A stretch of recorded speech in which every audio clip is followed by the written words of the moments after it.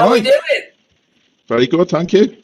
Good stuff. Well, listen, welcome everybody to the Mind and Body Pump live videocast. And here we are again with my very good friend Matt. How are you? I'm very well, thank you. Brilliant. Okay, don't get too excited with you, Matt. Okay. Right, we've got a great lineup tonight. We've got our independent gym owners.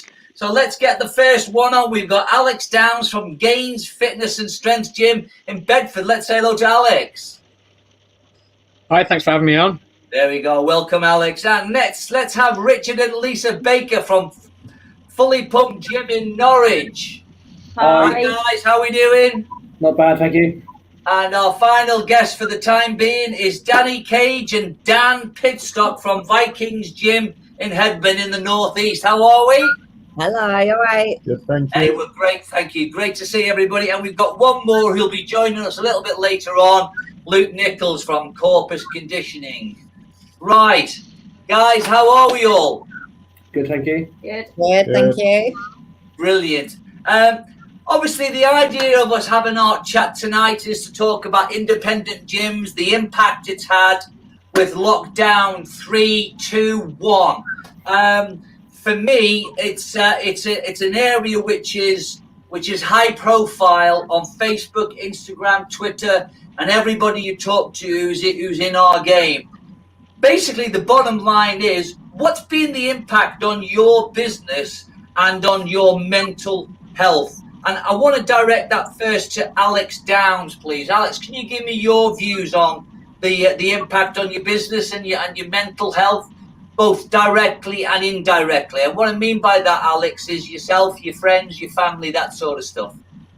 Sure. I mean, firstly, in terms of impact, we don't know the full financial impact of it yet because we still don't have an idea when we're going to come out of it. But it looks like it's going to be pretty devastating. The government's financial assistance has been poor. The furlough scheme is great, but apart from that, I'd say it's desperately lacking. In terms of a mental health point of view, this seems to be the hardest one for us because of the obvious factors. It's dark, the days are short, it's cold, we can't really exercise outside. Our routines are completely gone. And I think that's one of the key factors that keeps people, on level pegging, is having that routine. And as a gym owner, as I'm sure everyone would agree, we go in at the same time, we do things, we see people. That whole social interaction and social network has been taken out from under us. So I'd say this is definitely the hardest one. I think you made a very good point there between lockdown 1, which was in the spring. It was lighter. It was the days were longer. The weather wasn't as bad. Everything is completely opposite now in lockdown 3. And I think you're right. It's probably hit people a lot harder because of that. It's a very good point. Mm-hmm. Yeah, there's that, and there doesn't seem to be. We keep hearing that it might be March, it might be April, but it's at least, in November's lockdown, there was a sort of definitive end. I think everybody could cope with that. It was, we were still in winter and it was still cold and dark, but we had an end in sight. Now we don't. And of course, the other factor from a gym owner's point of view is January, February, March is a great time for business and sets us all up for the year. Again, you take that away and it's a little bit deflating. You work very hard in building up your business over months and years, and someone pulls it out from under you, and of course at the most crucial time. Yeah. Okay. I think that's another factor that makes this time much harder than the others. This is a time when gyms should be packed, they should be booming. Listen, that was brilliant, Alex. Let me bring in Danny and Dan. Couple of great points there from Alex. Reference the business. Do we know when it's going to end? We'll talk a little bit later on about how the government has handled this, or our impression on how the government has handled it. But from your point of view, with the gym that you've got there in Norwich, sorry? Wrong place. Oh, sorry. This is why, because all your names are taken off, so I knew I'd make a mistake. Sorry. And it's all written down in front of me as well, but never mind. So the impact on your gym then in Hebburn. So what is the scenario for you guys?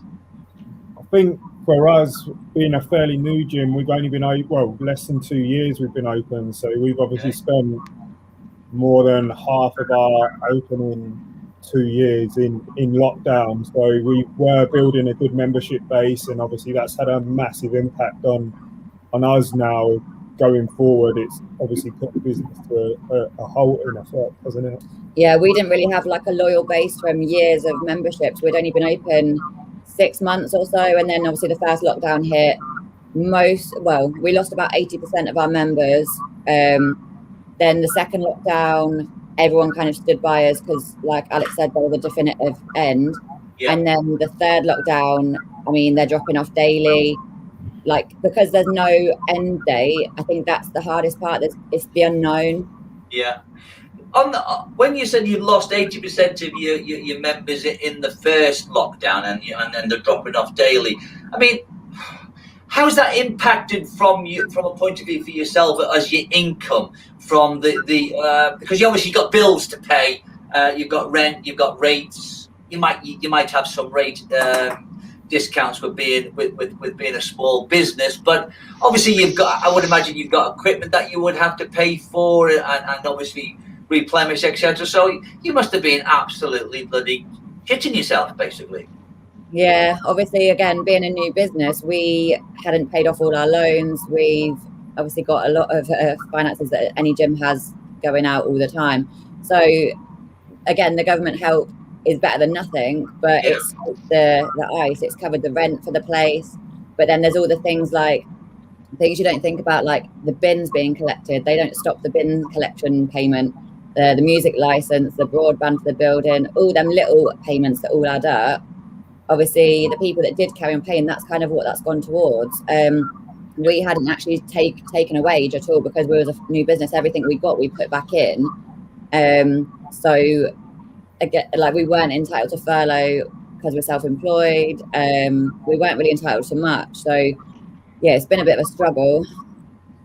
Okay, I mean, I feel your pain, because at the end of the day, I mean, you've still got those bills. They're working the way, they're getting higher and higher, aren't they, at the moment? And you're not being able to pay them. So, and someone somewhere is going to ask for the money eventually. And what's your answer to that? How do you actually deal with that? Because you must be stressed. You must be pulling your hair out. Yeah, I mean, it's not been as bad this lockdown. The membership base has stayed better than it did in the first lockdown. I think I don't know why that is. People are supporting us a lot more, which is great. So there's more loyalty there. There's more loyalty on the second and third time. And that's obviously giving you a feel-good factor then, and income, obviously. Yeah, so that's obviously helped massively this time round. Previously, we were using savings and stuff like that to get by. But so long as it doesn't go on too much longer, I think we'll be okay. Yeah, I think the first one, because it was the first one, no one really knew what to expect. So it was like, as soon as the announcement was made, we literally had mass cancellations. And then there wasn't much after that. It kind of, everyone did what they needed to do to sort their situation out. And then everyone else kind of just stayed with us, like the little few that we had. The second one, like I said, everyone kind of stayed because it was only a month. And then this time, I think because people kind of know their situation, they know whether they can support, they know whether they were too eager to do it last time. Yeah. And I think they know if they don't really do it, there's not probably going to be a gym to come back to. Okay. Richard and Lisa, let me follow on from what Danny's just said there about cancelled memberships. The impact on the business is when people like that just stop paying their membership, or whether they pay over the counter on a monthly or whether they pay daily or whatever. But when you've got the likes of these cancelled memberships falling off, have you managed to stop that? What have you tried to do to try and make a difference, to get people to actually keep paying you while the gym is closed, or have you not had that issue? We've actually zeroed our payments, so we haven't taken anything apart from in the last lockdown, we had a handful of members that wanted to. So from that point of view, we have no income coming in anyway. Wow. We've encouraged people not to cancel by putting out early sort of posts on Facebook and Instagram saying, don't cancel this month, we've zeroed it again. The issue is when they cancel, if they come back, you've got the additional fees as well. In direct debit situations, you pay fees on cancellations, ones that don't come out, ones that do come out. So there's all the little side of that sort of mounts up with it. Well, they're the hidden things that you don't see regarding this, which, as you say, add up, and it's an extra burden on top of it, really, isn't it? Yes, definitely. Wow. Well, when we look at that, we've talked about memberships there. How has it been? How has it been for yourselves from a mental health point of view?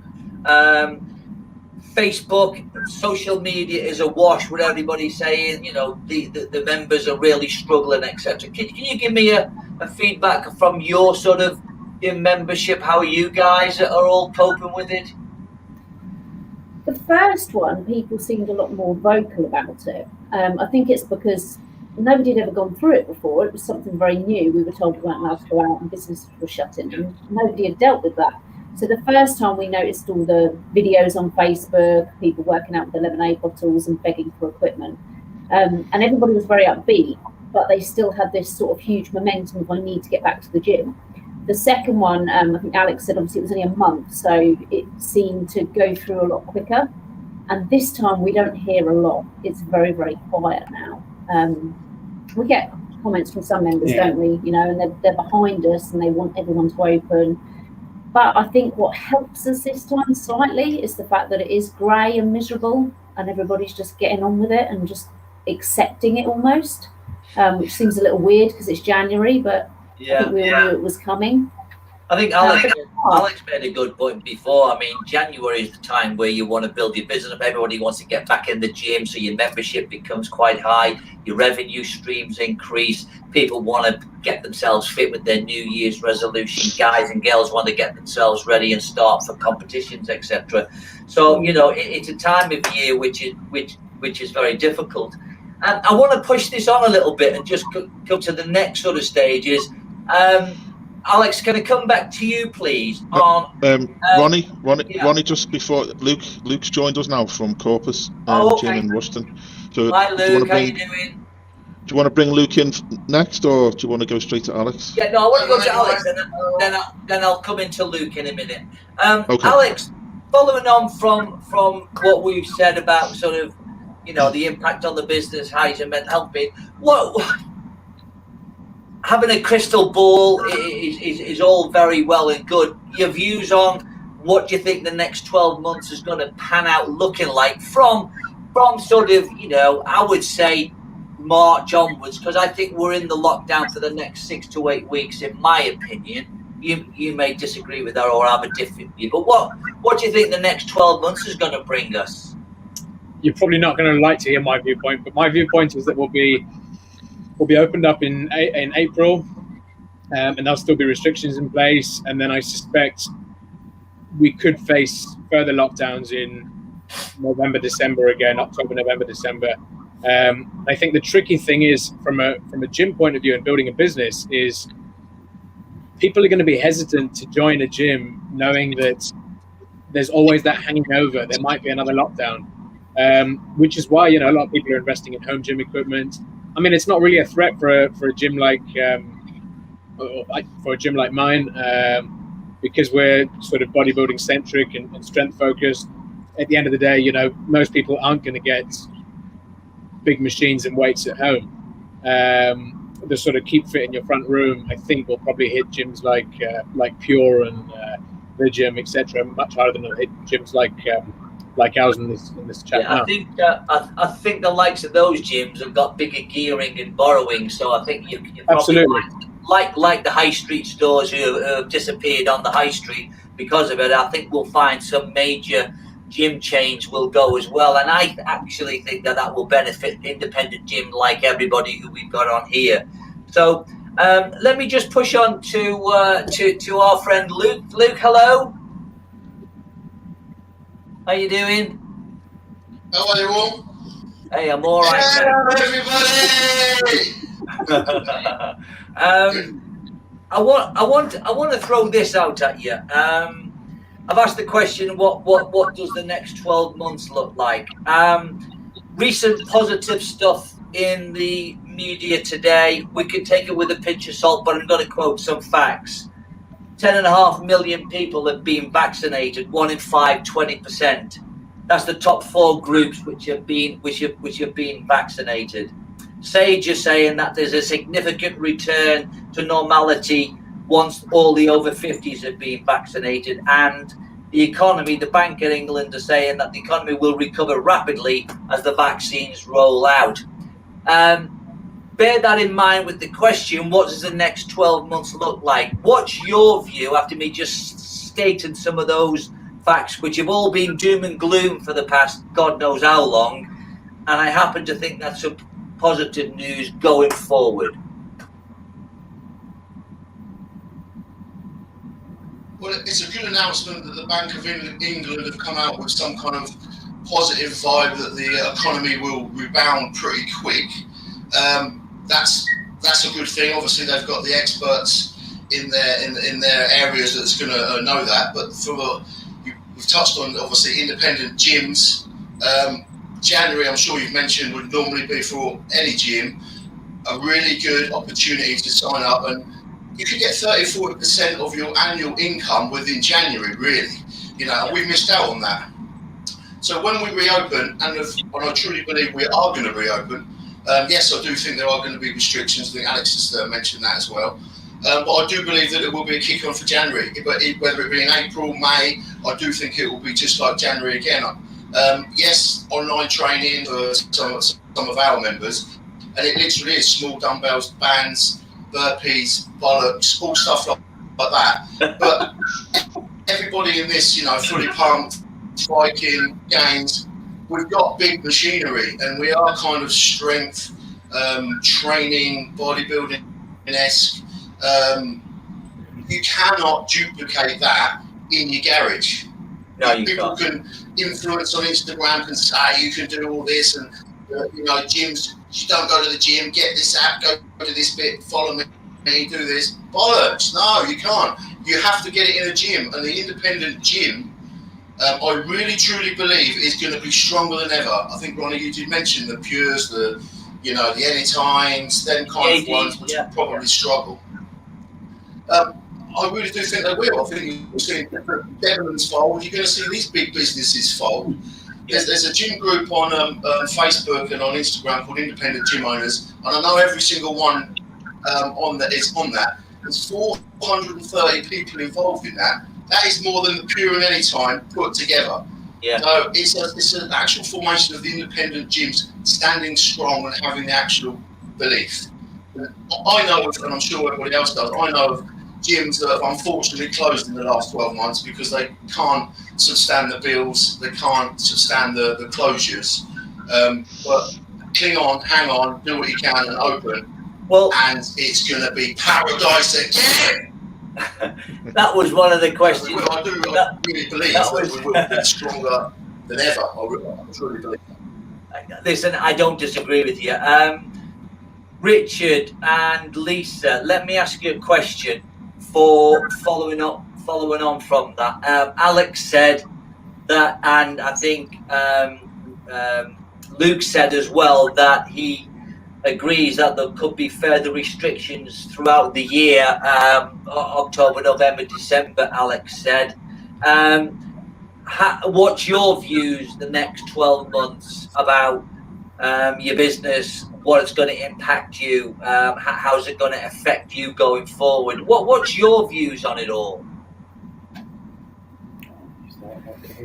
Well, yeah, we agree. We think long term will be restricted again. They've rolled out the vaccine. It seems to be working very well in numbers wise, but whether it'll actually tackle as the virus changes as such, like the flu does, we don't know. We gathered a lot of momentum when we reopened after the first one, and in total agreement with the others, we both actually said it's the best time to be an independent gym as opposed to a gym. We haven't felt like that for a very long time. But it's the thought of the closing again. You'll be all right through the summer, but that's when your members will start to drop off, because it's the unknowing, and will they be in again, will they be out again? That's where I find it the hardest, isn't it? The start. Yeah, the summertime with the better weather, the lighter nights, the early starts, you know, everything's easier to go outside and train than it is to do it now in the dark. It's hard. It's a struggle at the moment. That's what we found common as well. People coming in and saying, "Will you be open? Is it going to close again?" And it was this repetitive cycle all day. I'm sure you others, you feel it as you're knocking the door.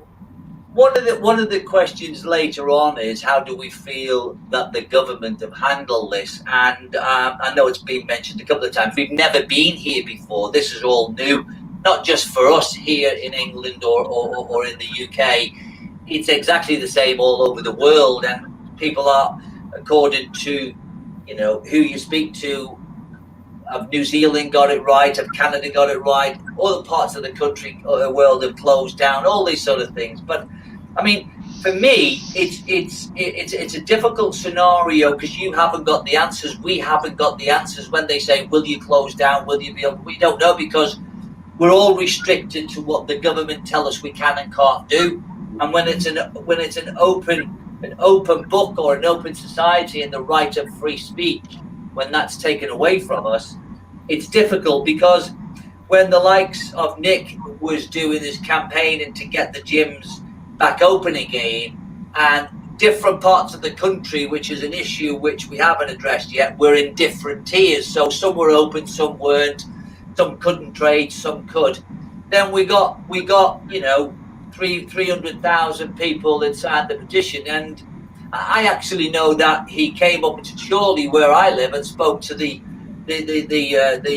House of Commons Speaker, and they told him that they would be knocked down. It'll be accepted, and the gyms will be open. Now, it was down for, I think, I don't know, maybe a 3 or 4 hour debate, but it was knocked down within half an hour, accepted, done.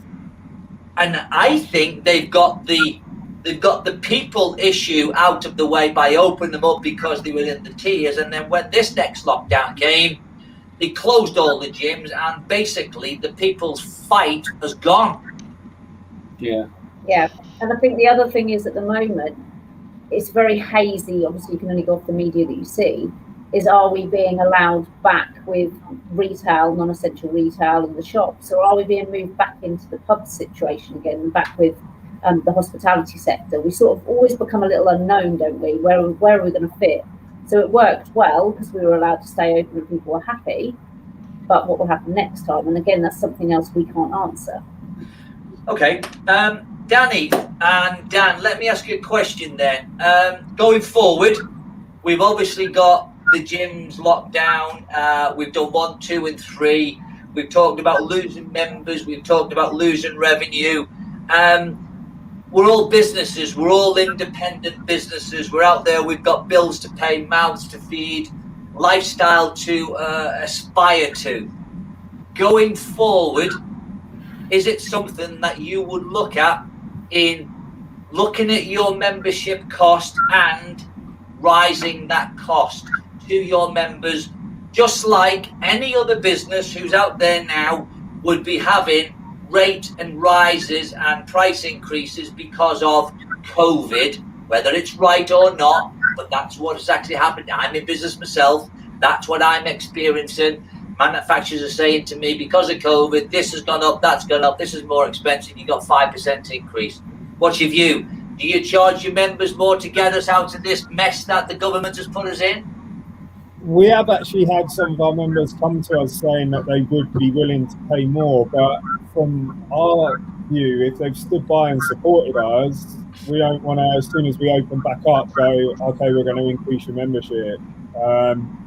So obviously that seed has been planted in our mind by our own members, but as I say, at the same time, we wouldn't want to say, oh, thanks very much, and I'll give it. Yeah. I think like the few that offered, how many people would be pissed off and how many wouldn't mind it? Is it that balance? Would it be worth it? We did actually plan to have a price increase after the first year anyway. As the first year was just like finding our feet, and we'd put everything back in. we kind of felt like it was the right time to do a price increase, but we actually put it on hold because of the lockdown. And then when do you actually do it? I think we had this discussion, I can't remember when we had it, before the last lockdown, before the month one. Do we put it up now? But then to be hearing that we're going to be locked down again, you can't put the membership up for then to be shut. It's an awkward one, and we kept debating it. Do we just keep putting it off and tell our members that we're trying to resist doing it? But at some point it probably will come. It's just finding the right time. Alex, the question to develop further is this: at what point do you actually make a decision? Do you go to your members? Do you speak to them? Do you take a straw poll? At the end of the day, if it makes the difference between staying afloat or sinking, what do you do? Hand on heart. It's a difficult situation, I know, but what do you do? I can't really speak personally because I've decided not to increase prices in either of my gyms. I don't think the timing's right. I think that I know a lot of my members are struggling financially. A lot of them have lost their jobs. The last thing I want to do is make the gym less accessible than it was before the lockdown. I think I want to make it more accessible, if anything. People need the gym. Certainly in the areas that I serve, people have a genuine need, and I'm not going to make that harder. Okay, well, again, I think it's to summarise it. It's down to you as an individual to make that call, because you are parochial. You're in touch with your people in your business, and I think you're more in tune with what's going on with your members than a Pure Gym or a JD or a Lloyd Gym, because you see them coming in, and I think you get more of a relationship with, as opposed to just being a number there. So the point I was making there is you've got to make a decision whether you can, and you think you can get away and justify it, or how do they show their support for you going forward? Okay, Luke, let me ask you a question. In all of this, have you managed to be able to get any grants or any loans to help you through this, or is it that's not something you're allowed? Whatever. What's the view out there with independent owners on these gyms? I mean, Alex mentioned furlough before. He said that that's okay, but it kind of just keeps the wolf away from the door. It doesn't really pay your bills, does it? So have you had a grant? Have you had any loans? In the very first lockdown, we applied for a grant, which we got. We did get that. Which how much was that? Literally only just about over the term of the. That was 10,000. It was 10 grand.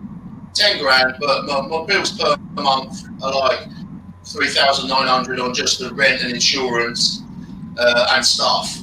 You know, I've only got one member of staff then anyway, so I just carried on paying them, carried on paying bills. So really, in hindsight, I was still out of pocket. The one that we were only closed in November, I know, because we stayed in tier 3. I know Alex and Richard and Lisa, they would have gone into tier 4 in December. So in December we were still open, but we didn't apply. I don't know if we could have got the November one anyway, so we didn't. We have applied for the one in January if it's available, but so far we haven't got anything. We haven't heard anything. So for that, it's just literally been. I mean, I think you touched on maybe the first question, so I missed it a little bit late about how your members are supporting. A lot of our members have still carried on paying monthly, even though they had the opportunity to freeze their membership. But we've got a closed group, and we do a lot of activity for the members in there. I've let out gym equipment for people that have carried on paying, from benches to spin bikes, as long as they carried on paying their membership. So we have still got some revenue coming in, of course, and we're trying to be as active and as positive for the members, really. And we're doing like little talks like this in our closed group. We have seen some membership, particularly this month. In fact, only over the last probably couple of weeks, take a bit of a downturn because it's now extended into January. We've been closed in January. It's now extended into February, of course. So a lot of people have realised, well, the gym's not going to open, I'm not going to bother paying. Some people are furloughed, maybe out of work themselves, which is understandably fine. I totally get that. Grant-wise for us, we had the first one, but it literally only just scratched the surface, which we're grateful for, don't get me wrong. Otherwise, I would be literally living on a credit card.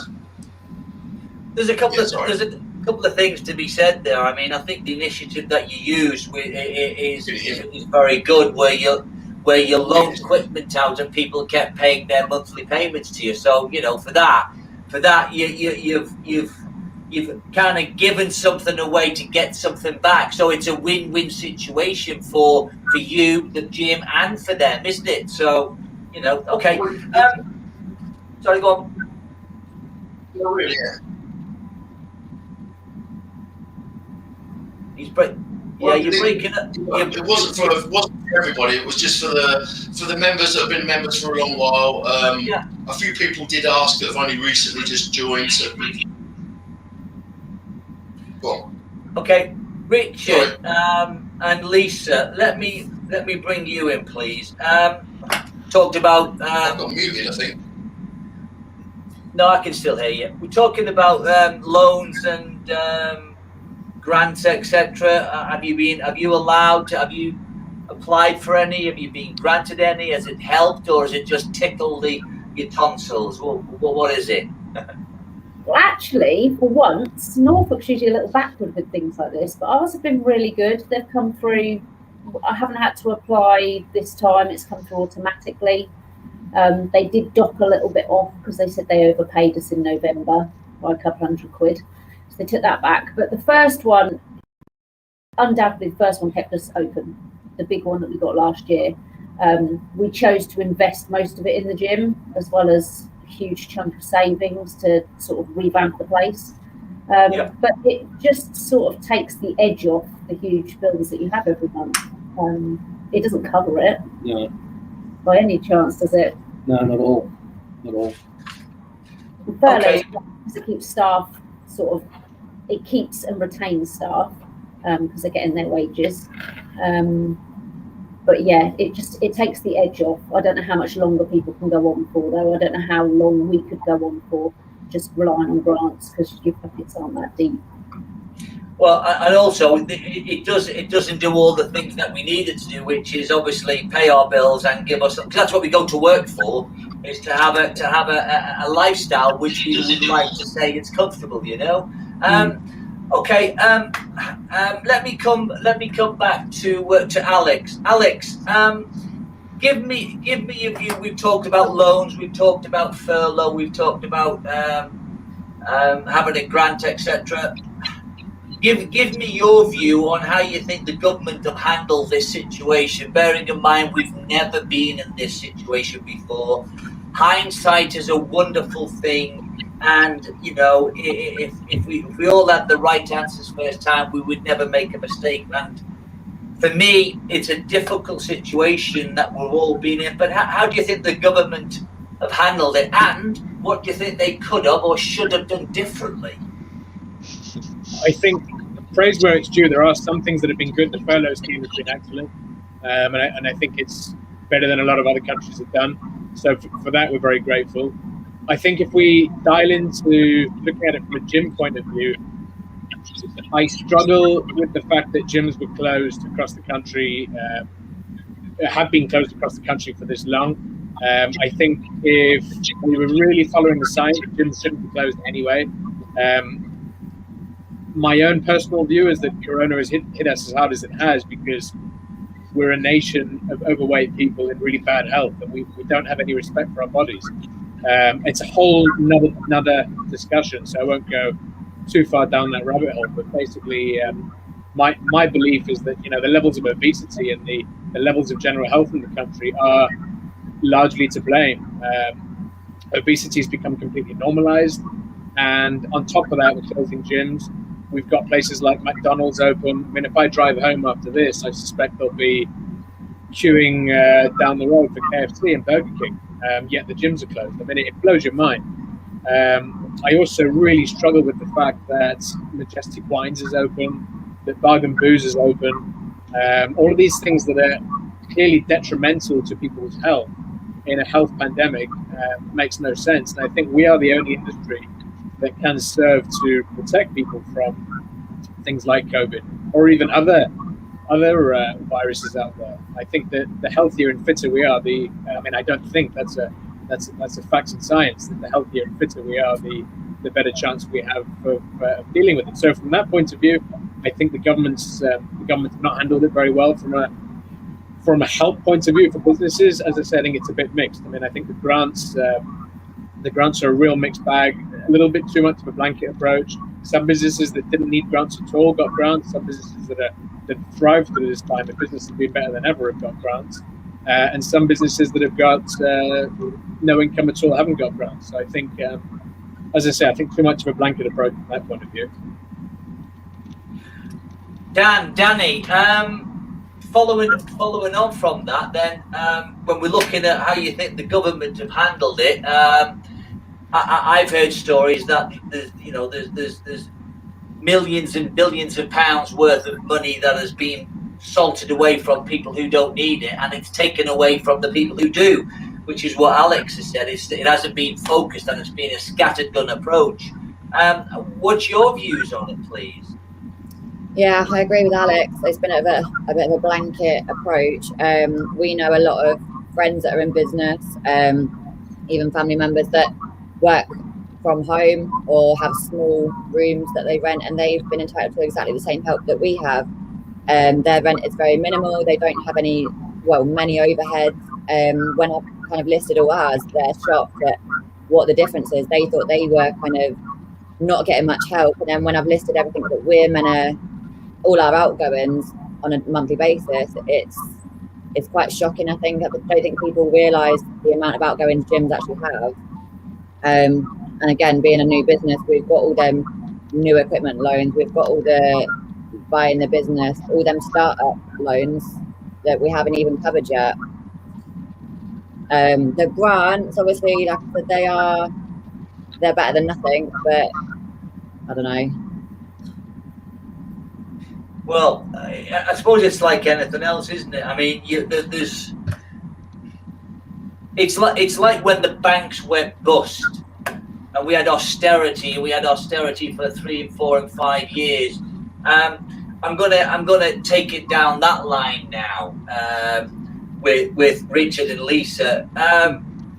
Going back to this point, all the money that's been given away, and it has been given away, whether you want to class it as a loan or whether you want to class it as a grant, because they've still given away and someone's got to pay it back somewhere. The grant is not paybackable, but everybody in society will pay that back because it's being given out. What's your views on that then? Because do we get austerity again down the line for all these trillions of pounds that's being given away because of COVID? Because we're just printing money and printing money and printing money, and at some day it's got to stop. This is actually something we've talked about, because it's like a massive money pit, and the people sat at home, or the people we talk to that are sat at home, are all for all this and they're being paid their wages. But when you own a business, you look at it from a different angle, I think. And we know it's going to be reclaimed somewhere. We know that at some point business rates are going to go back up, and that'll be a huge bill we have to buy. So yeah, total agreement. I think long term, this is going to hold over us for years and years, and it's going to take us a long time to get out of it. And it will be the self-employed and the businesses and the taxes that will start to repay it again, and we'll all see it somewhere. They'll want it back. And the other issue is we all have to look at this as an income that we're being given. The furlough money, the grants we're being given, it's all counted as our income for the year. And without us making that extra bit of profit, how do we pay our taxes at the end of the year? Because we haven't made any profit this year because we've been closed, and we're just sort of ticking over as such in some cases. And some months are pulling it up and other months are pulling it down. And I think we'll all end up in a hole that way as well. So it's a real hard one. It's just this long-term sort of feeling of dread, really. I suppose we should make sure that Starbucks and Costa have all got offshore accounts that make sure that we get the money off them to offset it. And I'm sure that's a little trick up the government sleeve, which they're probably working on. Luke, let me ask you views on that, please. Can you give me your views on what we just discussed?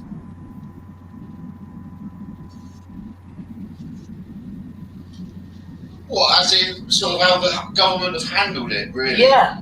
I mean, you know. I think Alex touched on the furlough scheme that Alex mentioned. I mean, is a great idea. I mean, I've got family members that are furloughed, but then Lisa just made a really good comment that all of us here, we are all own our own businesses, and you do look at it completely and utterly differently, because I want to go back to work and earn money, because I'm not earning money. I'm not sitting at home getting 80% paid, and it's the people that are on the furlough that are actually for the lockdown. Not all of them, a vast majority. But I need to go back to work, as I'm sure everybody else does, not just because I want to.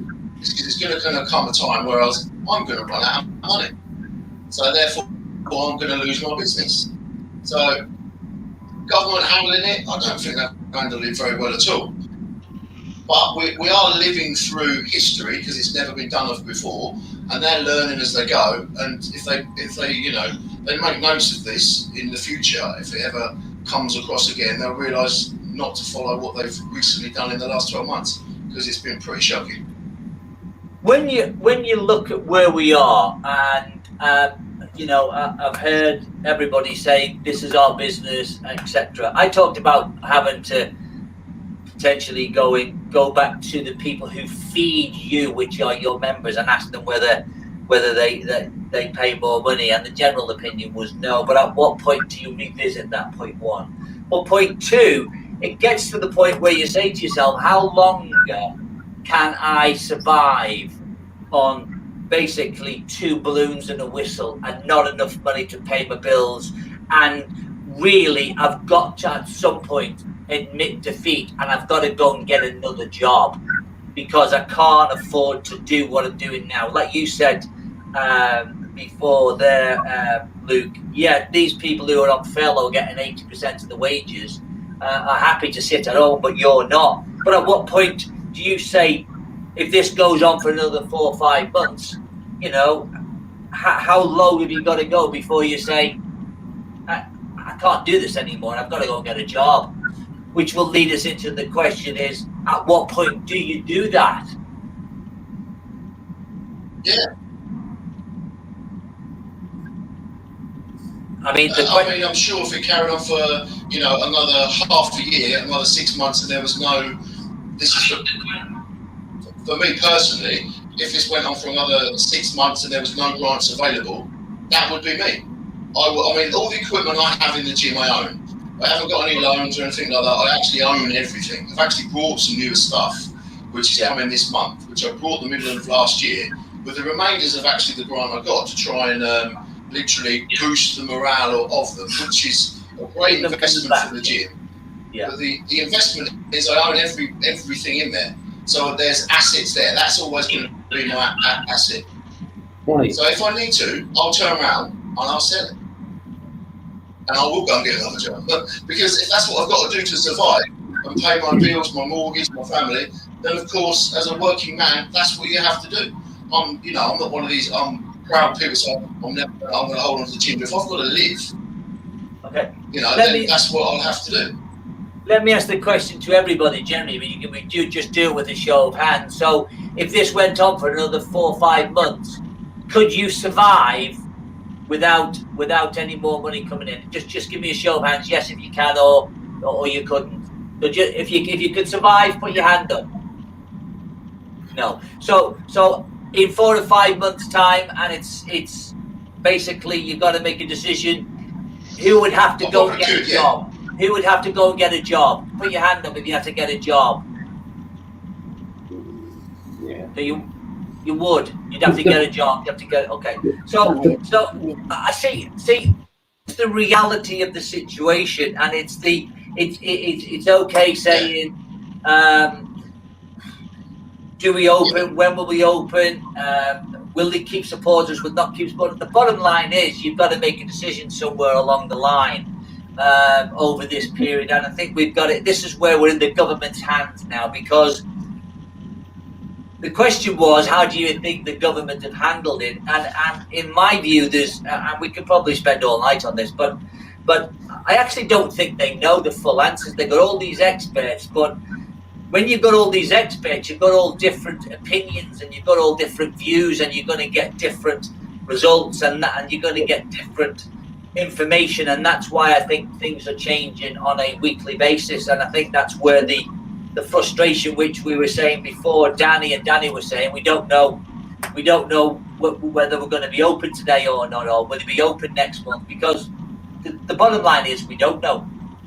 And I think until we get a more clearer picture, and the general opinion is that it's the vaccine that's going to get us out of this. And I mentioned some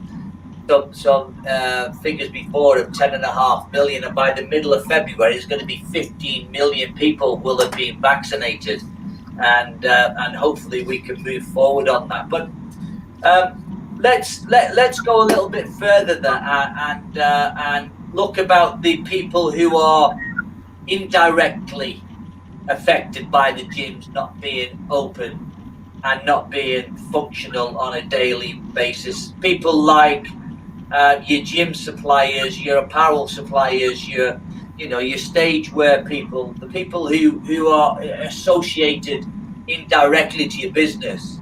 Alex, let me ask you, in your gym, obviously you sell proteins, I can see that behind you, all of there now, and they're stacked up behind you. Obviously you haven't had that sort of income coming in for God knows how long. How are those guys finding things? Have they got any feedback that they've given you that the shit's gonna hit the fan for them, and they can't work their way through this? Speaking to us, first of all, I'm fortunate enough that we are still selling supplements, although the police keep trying to stop us doing that and keep trying to shut us down, but legally we can sell supplements. The suppliers that we speak to, they seem to be okay. Obviously business is down a lot. Most of them say the same thing, that they furloughed as many staff as they can, and they're just running on a sort of skeleton staff basis to get them through this period. But I imagine they're in the same position. If it goes on for long enough, they'll be in trouble. But for the time being, they're okay. Okay. Let me just come back to Danny and Dan. In your gym setup, you've only been open relatively, recently 2 years. You've explained about your loans and startup loans, business loans, etc. Have you got a relationship with a supplier for your supplements? Do you have PTs who work there who are not working? Because obviously PTs work in your gym, but if they haven't got the facility or they haven't got an online PT coach, and they're not going to be earning money. So what's the feedback from those two people who are indirectly involved in your business? So we still have been selling supplements, same as Alex. Obviously it's only a fraction of what we was selling. We're posting stuff out, or we're sometimes delivering stuff, or people are coming to collect it from the gym at certain times. With PTs, we've got a couple that obviously aren't working. They've borrowed some equipment from the gym to do outdoor stuff, but again, it's probably only 1 or 2 clients that are willing to do that in the pissing rain or the snow. So they're struggling. We try and keep in touch with them as much as we can. But yeah, I think everyone is struggling, not only financially, but like you said earlier, mentally. Okay, let's go back to Richard and Lisa. I want to ask you, I want to change the subject a little bit and move on to bodybuilding and competitions. Again, sorry, go on. Can I just briefly go back to a previous question? Sure, you can, absolutely. Yeah, it was just something when you said, can you show a show of hands for people, how many months can you survive? And like ourselves, like Luke, probably like Alex and Danny, like the problem is we all own our equipment. Well, most of us probably own the majority of our equipment inside our gym. Yeah. So when you say about going down, how long could you survive 3-4 months? whatever the outcome is, all that equipment that we own, who's going to buy it? Who's going to want it? Because if we can't keep the gym running ourselves, and we've been doing it a few years now, who's going to come in and say, well, I'll buy the gym off you? Because they could be buying something which could be potentially shut for another 6 to 8 months of the year. It's like it's a dead commodity, isn't it? Yeah. Well, assets you've saved up for are going to be worthless. Well, again, I think that's the nervousness about it, and it's the uncertainty about it all, and it's a very good point. But I know lots of gym owners who don't own their equipment. Richard. I know lots of gym owners who lease it. I know lots of gym owners who are into probably thousands and thousands of pounds just to pay for their equipment. Never mind the rent and the rates and the heating and the other bills before they even go. So many of them have got a very nervous disposition the longer that this goes on. But it's a good point that you make. I wanted Ronnie, to go on. Ronnie, just before you go on, I've got a question. It's kind of pertinent to ask it now. Obviously we've all discussed, and it was Luke that said about, he believes that once we do get opened, the gyms are open, we'll have this resurgence of everyone coming back, and I got a feeling that's going to be the case. But as a gym owner, have you thought about, are you just going to open business as usual, and is it just going to be a bodybuilding gym as it was, or have you thought about implementing new techniques or things to bring in new business? So you're going to have, I know, because I'm talking on Luke's behalf a little bit, because I do know that he's set up, or is in the process of setting up like an online studio in his gym where he can do online classes and things like that. So is it something have you thought about other options going forward, or is your mind set on still being a bodybuilder gym? So Lisa and Richard, you could answer that one. To be honest, we haven't gone down the route like you just said about Luke. We have stayed with the bodybuilding side because we find a lot of our members. I was writing down some notes earlier because Norwich isn't a massive city, but we have 33 gyms within Norwich and its surrounding areas, and that's a lot. We have 2 Ballantines, we have 5 Pure, we have a David Lloyd. We have a lot of commercial gyms and a lot of small gyms, but because we're unique and we're a strength gym, we do find that people come to us because of that. Yep. So from that point of view, I was probably speaking on behalf of Leafs as well, but we'd probably stick to what we do and stick to what we know. Good. I think before we got closed in March, we felt the real impact of commercial gyms. But when we got closed, we said we either have to embrace this and do something with it, and we did. And we had a new lease of life, didn't we? So we would probably stick with what we're doing because that's what we're known for, and we're good at that side. I don't think we'd be any good at the other side of it. No. That's your unique selling point, which is unique to you, and people buy people first. So everybody who comes to your gym, guys, will probably buy into what you do and how you live and breathe your gym. So they buy into what you do, which gives you that unique selling point, yeah? And that's what our members want. So the membership base we've built up is built up on sort of listening to them and putting in the right equipment and changing things that we need to. So we want to stick loyal to them rather than trying to expand and bring other things in that maybe we're not so good at. We've tried it before. We have done various elements of classes and functional fitness and boot camps, but it's never really been a goer for us. I think people know us for what we are, so we'd stick at it. Okay, let's just do a quick. We'll stick on this question and then we'll finish off probably with the bodybuilder one. So, Richard and Lisa, have you thought about doing different things then to try and sort of reinvent the wheel? No, not really. No, we haven't. We're sort of, I don't know. I suppose we're stuck to what we've known. Yeah. It's work. That's what we know, really. Okay. to be fair. Danny and Dan, have you tried to do different things? Have you tried to reinvent the wheel, or is it just something you say, well, let's stick to what we know and let's make it better? I think we've just continually tried to improve it, haven't we? We haven't tried to do anything new.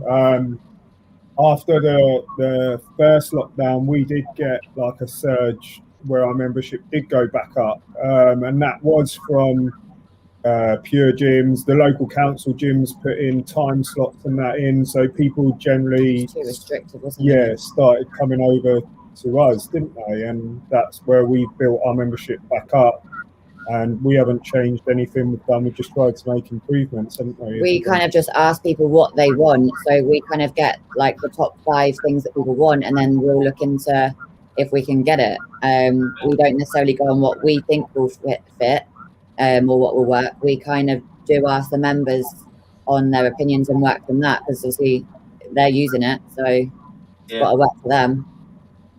Alex, how about yourself? Tried to reinvent the wheel, or have you got a particular niche that you're happy with and you think, I'm just going to go with that?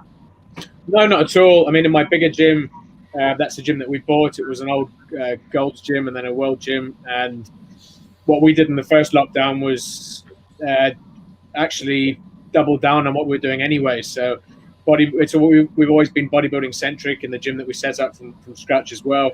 And what we did in the first lockdown was we got rid of the sort of functional space and turned that into a big leg area. So we've gone the other way, where we haven't tried to venture out into anything. You know, bodybuilding and strength training is what we do, and we believe that we're the best at what we do in the regions we operate. So, brilliant.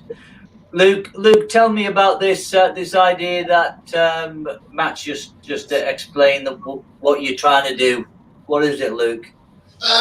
Well, actually, I've actually streamlined I've streamlined the cardio, because there was some cardio mainly on the gym floor, to make more room for gym equipment on the gym floor. So we are, like all the others, very bodybuilding-esque, if you like. So I just found that the cardio on the gym floor was a distraction, really. So I've made room that way. We have got a smaller cardio room, so therefore it's more a streamlined cardio room, which has got literally 3 pieces of your cross trainers, treadmills, bikes, so plenty of stuff. I had a spin room, and we did a spin classes, but I found that spin literally has just died on its arse with the social distancing and things like that. So I decided to hire out the spin bikes, stick a spin teacher in front of a camera, and they could all do it from their home, rather than like all go in this room. And so that's then developed into a more of a media room, the spin room, and I've developed it into, I've got other trainers around that have contacted me that were normally doing, say, online classes from their surroundings, from their home, their kitchen, maybe from their garden, and I've hired the room to them. So they're paying me to do. I've set up a new backdrop. I'm actually what you got in a minute. I've got a new laptop with a new camcorder, and I've got a new mic, a ring light. I've got it all, and it all goes onto the TV. I've got a lot. It's all there. I've invested in it that way because I truly believe that even though, yes, the people are going to come back in the masses to the bodybuilding-esque independent gyms, there's going to be a few that are going to be very nervous about coming back, but they still want to train. So that's where online training will be still quite high on people's agenda, not everybody's.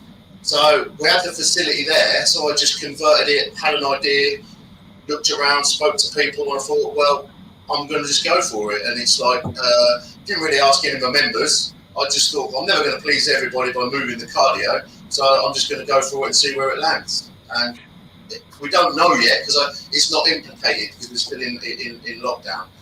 But it's something that we're going to try and work with other trainers. Well, I think the thing which is refreshing is that you've looked at this, and I think that's the positive side. And we've got lots of it tonight. Is how we're making the business work. How can we still be here? What can we do different? How can we have this longevity? And how can we move forward in the new norm, basically? We did have a load of more questions, but unfortunately, I think we're out of time. So I just need to to thank you all for being here. Thanks to Luke, Alex, and Richard, and Lisa, and Dan, and Danny. Thank you very much for being here. A big thank you to our master of the equipment up there. Well done, Matt. Brilliant. Just to let everybody know, we're back here on the 18th of February, and we're going to be talking all things CBD oil with Jez Tinkler, who's going to be online with us on the 18th of February. You'll see that on the bottom of the screen. That's going to be 7:30. So from myself, Matt, and all our guests here at the Mind and Body Pump Live Videocast, thank you everybody for tuning in, and we'll see you next time. Thank you. Bye. Thank you.